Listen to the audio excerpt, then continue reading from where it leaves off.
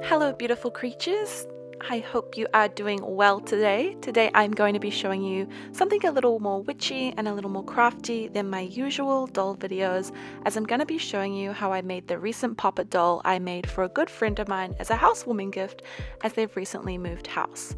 A Poppet, for those of you who don't know, is a doll which is used with the purpose of channeling energy, spell work and ritual witchcraft, but I'll go into more detail about that a little later.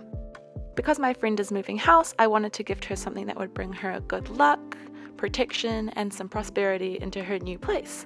So I grabbed one of my mini journals and sketched up a little drawing of her and listed some spellwork ingredients needed for my Poppet. I'll be making the Poppet in the likeness of my friend, as that's who I want to be receiving the energy that I am putting into the doll. I will fill the doll with herbs, and as I do this I'll be thinking about their intent and focusing that energy so that when I gift this to her, she receives all that goodwill. This sort of magic is known as sympathetic magic, which follows the thought that an item which resembles or is made in the likeness of something or someone has a symbolic connection to that person. Therefore, it follows that if the doll is created to look like my friend, that she will receive what I make and intend with the doll. As for supplies, I'll be taking an Ever After High doll, as I'm really enjoying customizing these at the moment, and they're kind of hard to come by here in New Zealand compared to Monster High dolls. And I'll be using a range of spellwork ingredients, but I'll show you those along the way. So, Poppets. It's not really a surprise to anyone that humans have kind of been obsessed with making effigies since forever ago. Think the Venus figurines of the Upper Paleolithic era, obvious human depictions carved out of ivory and stone, and although we can't really say for sure what the purpose of such human figures were used for, it's unlikely they were created as children's toys, and some suggest these may be examples of ritualistic religious figures, fertility symbols, or even self-portraits, so we've been making dolls forever.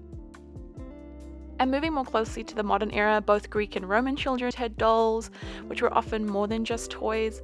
Young girls would make clothes for their dolls and upon marriage dedicate these to deities, such as Diana.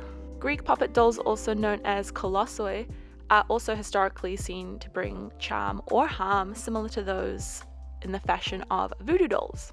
I do think voodoo dolls are probably the most iconically recognizable version of a magical doll, and I do think it's the one we're probably all most familiar with through media. But as I do not practice voodoo, I won't speak on the use of these dolls in this craft, as it isn't my place to.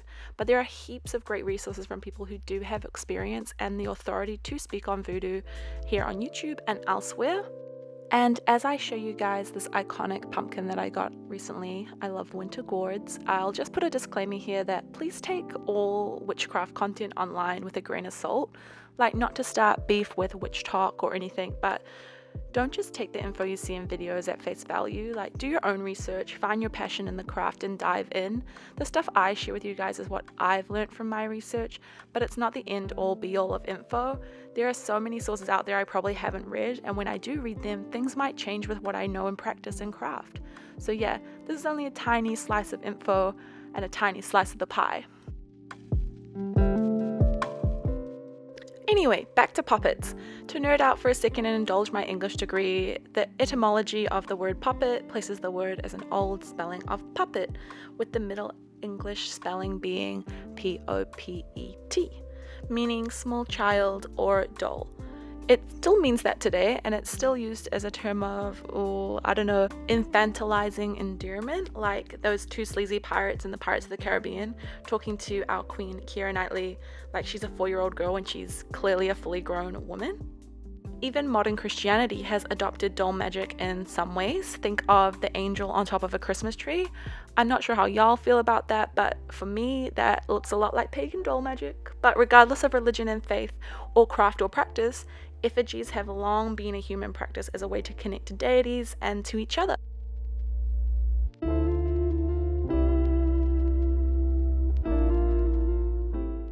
As for making poppets, you can really make a poppet out of anything. For me, as you would have seen on this channel, I make them out of dolls, which I repurpose and repaint, but you can make them out of all sorts of things like clay, cloth, corn husk. The world is really your poppet oyster. The main poppets I show you guys on this channel are the ones I make for my Wheel of the Year series. They are altar dolls, and a lot of poppet magic involves placing your poppet on your altar.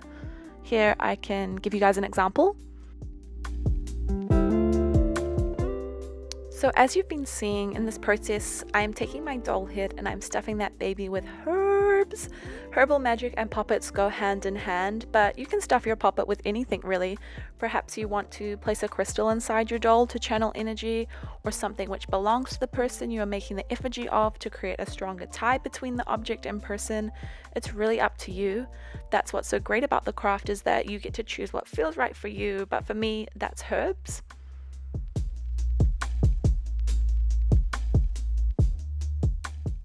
If you are new to herbal magic and you just don't even know where to start at your local supermarket.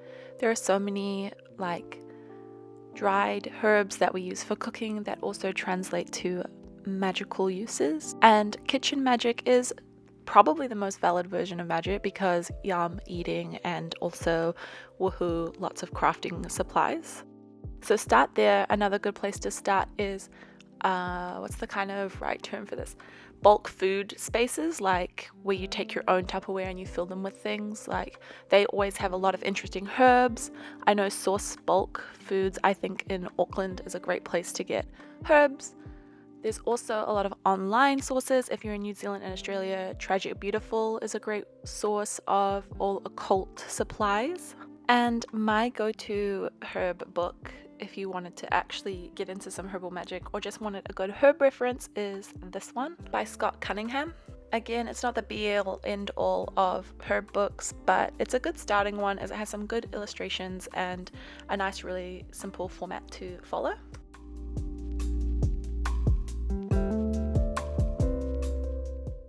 And once I've finished filling this doll with the herbs that carry the intention that I am trying to set with this poppet for my friend, I will bless the doll. I did this off camera because it's personal experience, and you know, I want that to be special for me and my friend, who is also a practicing Wiccan. And I didn't film all of the doll customization for this doll, but it is through the same process that I always use, and I will show you some key little elements to her customization that I think capture her cottagecore aesthetic.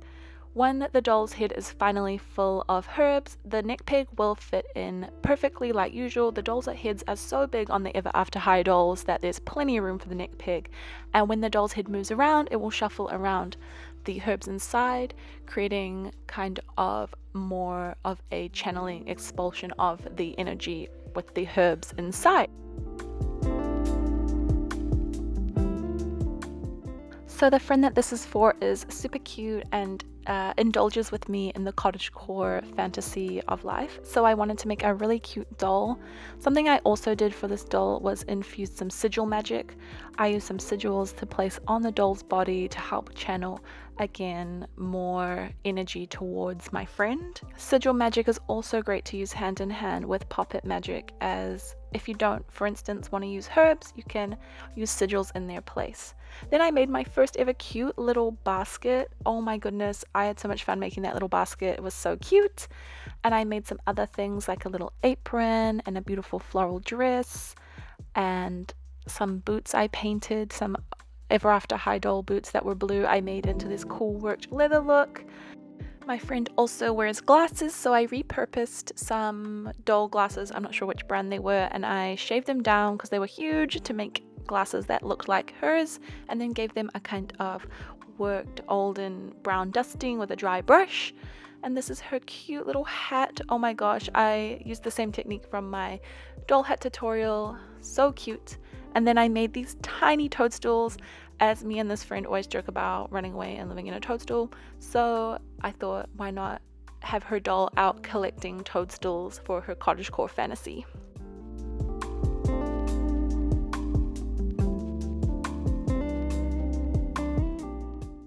And this is my finished Poppet. I think this is one of the benefits of having witchy friends. You get to make gifts for them and you get to receive gifts from them that are filled with so much love and intention and blessings. So she's so cute.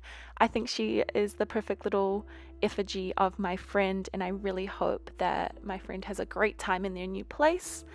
I also packaged this up with some other little gifts and trinkets for her own craft, for making her own spell work, and some scrapbooking stuff. And yeah, wrapping it up is always the best part. I think her doll looks so cute all together. I love the green and pink color scheme. It's just so cute.